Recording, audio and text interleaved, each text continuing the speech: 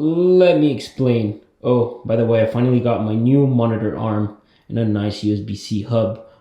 So we got the autonomous king chair. I went ahead and bought this because I want to try this out. Maybe there's a review coming up for that. I've got my baby Antec P120 crystal. New components going into that one, as well as a nice RTX 3080. That's coming on the channel.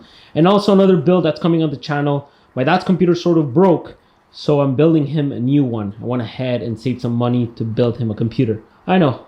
What are those? Stay tuned for that video, and probably that video.